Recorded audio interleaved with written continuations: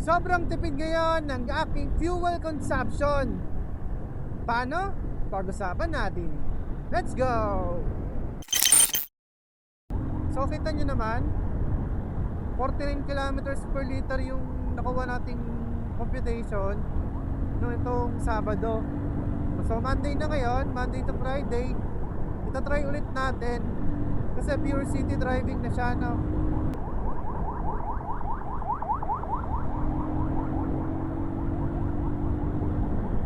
Ambulance. Lagi yung ano yan, lagi yung pauunahin ha. Although city driving din naman yung huli, yung 49 kilometers per liter, which is December 25 hanggang January 10, and 40 yung na-travel natin sa panahon na yon. Actually sobrang taas po noon, no? At may natira pa nga po ako na 2 to 3 liters kasi usually 300 something mahigit, no? Doon mag-activate yung reserve natin, no? Ibig sabihin 2 to 3 liters na ang natitira. Tapos talaga na mileage. Bago siya maubusan ng gas, aabutin ng 500. Hindi tulad dati 420 lang. Ngayon 450 plus. Some 10 liters pa lang ang nagagastos, no? Wala pa nga ata eh. So kung di kayo updated, ang sprocket combination natin ngayon ay 1444. And kumbaga hindi ko inaasahan na ganito katipid kasi ang inaasahan ko pa nga ay mas maging magastos siya. Kasi nga mas nagtaas tayo ng sprocket sa likod. So yung engine sprocket natin, stock naman siya 14 yung size. So ang stock naman nito na likod ay 1440. So ginawa na nga natin siyang 1442, tumaas yung fuel consumption niya. Pero dito sa 1444, tumipid. At nagulat ako kasi yung fuel consumption ng long ride ay 42 kilometers per liter. Pero yung city driving is 49. Ngayon, gusto ko siyang patunayan, no, na i-drive to ng Monday to Friday. City driving lang. Itong ganito lang. Hindi long ride. May patigil-tigil, may mga stoplights. Yung hindi, dito lang sa Laguna area lang. Para mapatunayan sa sarili ko na talaga siya, matipid. Ganun talaga siya, na 49 ba talaga siya. Kasi kahit ako hindi ako makapaniwala eh. Although ginagawa natin to para alam natin kung kailan tayo magpapagas, no? Kaya kong computein kung ilang kilometers na yung reading ng ating odometer bago tayo magpagas. So ganun kasi ginagawa ako dahil wala nga siyang fuel indicator. Tapos dito lang sa motor na to is kapag 6 liters magbiblink na tong ilaw dito na orange. Tapos kapag nag-steady siya, 3 liters na siya below. Pero hindi siya accurate na ngayon, no? Kasi 3 years na mahigit tong motor ko. Pa 4 years na nga sa May. Siya hindi na accurate. So minsan nagbiblink kahit 3 liters below na. Minsan steady kahit 6 liters naman siya. Yun yung sinasabi ko. Kaya gusto ko sa kilometers ako nakabase. So ito yung day 1 natin. So update ko kayo every day kung ilan na yung kilometers natin, which is ngayon ay 23.3 kilometers. So medyo fresh pa galing gas station. So sa day 5 papagas tayo. Papa-full tank ulit tayo, no? Ang gamit ko nga pala na method sa pag-compute ng gas consumption ay full tank method. Meaning, ipapa-full tank ko muna tong ating motor, tapos tatravel tayo, tatravel. Pag-travel natin, so ikot-ikot lang tayo dito sa part na to para maubos natin yung tangke, no, araw-arawin natin pakunti-unti para masimulate natin yung city driving. So yun nga, ang full tank method is yung magpapagas muna tayo tapos magka-travel tayo. So dapat full tank. Tapos pag nag-travel tayo, yung medyo mahaba-haba, mga 200-300 kilometers para mas maganda yung averaging natin, yung average mas maganda. Ngayon pag magpagas ulit tayo, let's say 300 kilometers yung na consume natin, na-take note natin yon. Tapos yung fuel natin na mapapagas sa susunod ay kuwari ay 10 liters. So i-divide natin yon, 300 divided by 10. So ang gas consumption natin kapag ganon ay 30 kilometers per liter. Kaya ganun po yun. Nung nakaraan nga ay 49. no, medyo ano talaga siya, no, goods na goods. Kaya gusto ko siyang ano i-verify. Ulitin ko siya, ano. Ito na nga yung video na yon. Okay? So, kita-kits day 2. Day 2 na! Yan! So, dito tayo sa bypass road. At may mga ahon dito. Subukan natin yung ahon capabilities nitong 1444. At ang kilometers reading niya ngayon ay 53.7. So, doon tayo sa susunod na ahon na mas matarik. Doon tayo magte-testing. Magta-try tayo ng start zero. Pero, ito talaga Luko ko. Lukong aso yun. Nananahol. Pero so far so good. Nakadaan na rin naman ako dito kahapon. Pero may buwelo yun, no? May buwelo. Ngayon try natin na mag-start zero. Tingnan natin kung walang kahirap-hirap. Ito nga palang dinadaanan ko kadalasan. Maraming dumadaan na bike dito na sumusubok ng lakas nila. Kasi talagang ahon dito no? Kaya kayo kung magbabike kayo, tatry nyo yung endurance nyo, yung lakas ng Bintino, yun, punta kayo doon. Ayan na, tignan natin. Titigil tayo sa bandang intersection na yan.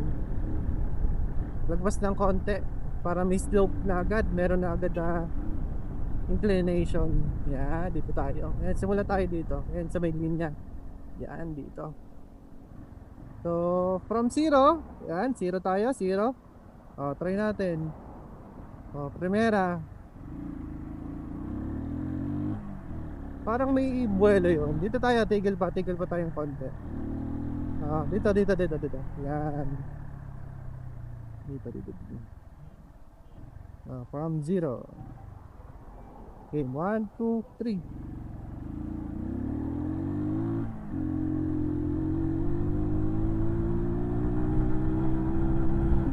Third gear. Basic 60. Ayan, 70 na siya. 70. Maahon, no? Grabehan. Basican lang. Uy. Ayan, no? Third gear, umahon. Habang nakaahon, nagche-change ng gear.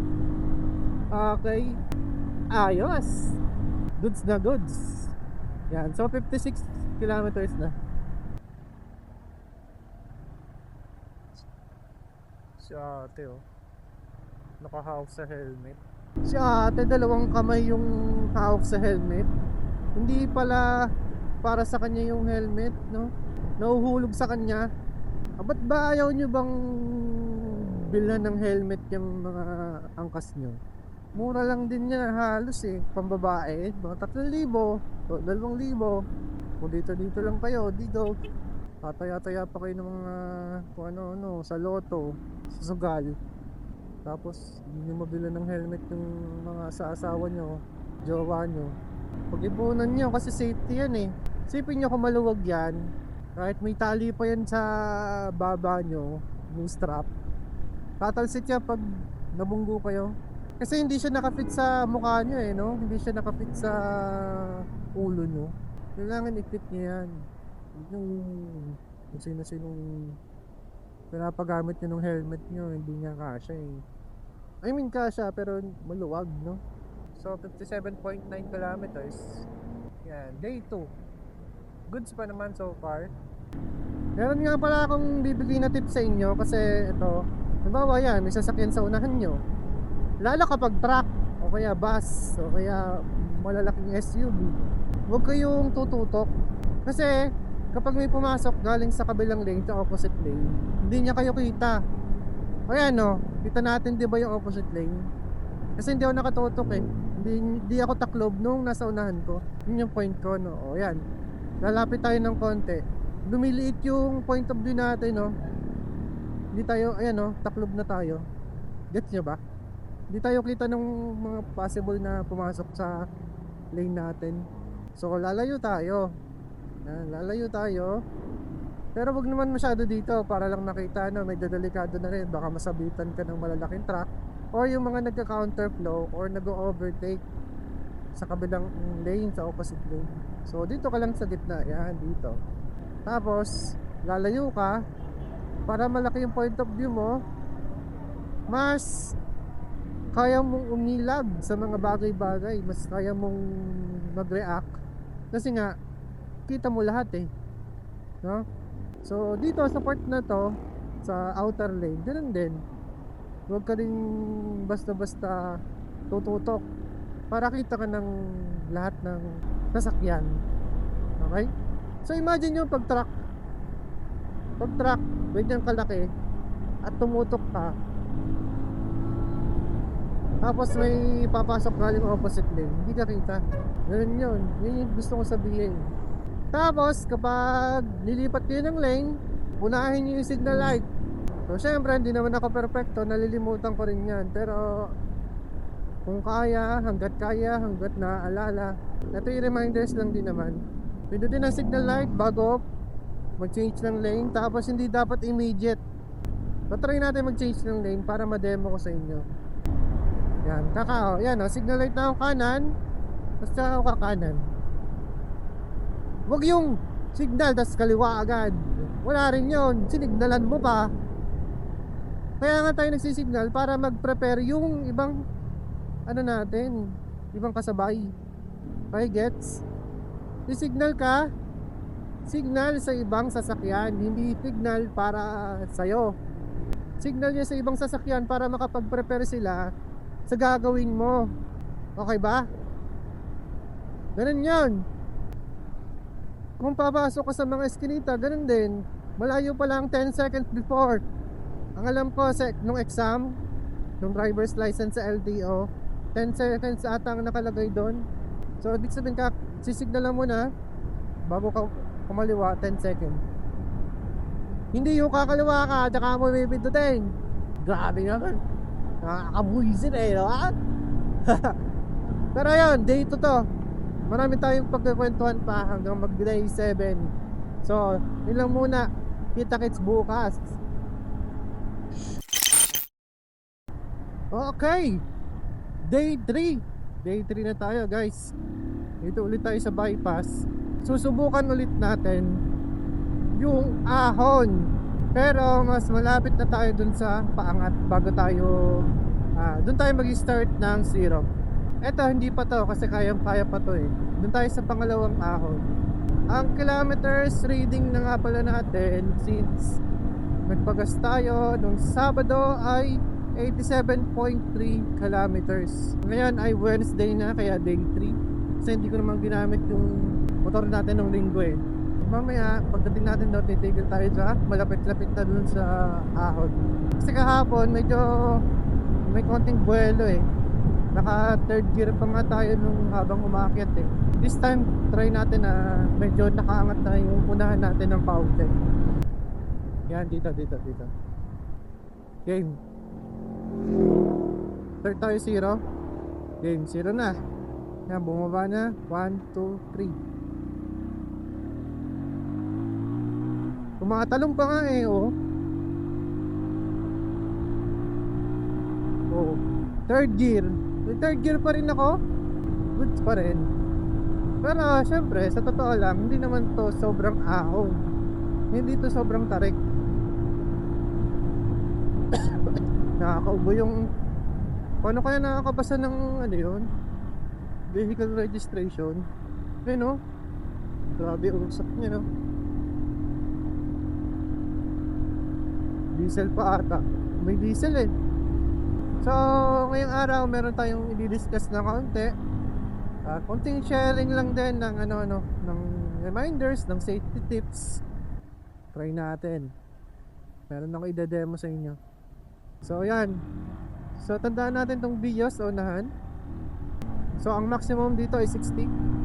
Punta tayo na 60. Yan, 60. Ngayon, ang pinaka-safe, lalo pag beginner ka kumbaga, paano mo tatantyahin yung layo mo sa unahan? So ako, yan, naka 80 na tayo. So, medyo mabilis. Babawasan natin. Okay, sige, diretso natin 80. Kapag 80, tinatantya ko, dinidivide ko sa 2. apat na sasakyan bago yung Vios yung nasa unahan. Kumbaga, pabilis ka ng pabilis, palaki ng palaki yung agwat mo sa unahan. Makakagets ba yan? So pag naka 60 kilometers per hour ka, tatlong sasakyan ang i-distansya mo sa unahan. Tapos pag 40, di dalawa. Pag 20, di isa lang. Kasi yun yung ano para sa akin yung stopping distance mo, yung space. Yung space mo para, alam mo yun, makapag-adjust kung sakali magsa-sudden stop yung nasa unahan, ma-aksidente yung nasa unahan, at ikaw may chance ka pa mag-adjust. Yun yung point ko doon. So yun yung update natin ngayong day 3. At ang kilometers natin sa ngayon ay 91.3 kilometers. And padadamihin pa natin hanggat maaari day 7. Then takits bukas sa day 4. Day 4 na. Kaapat na araw na natin.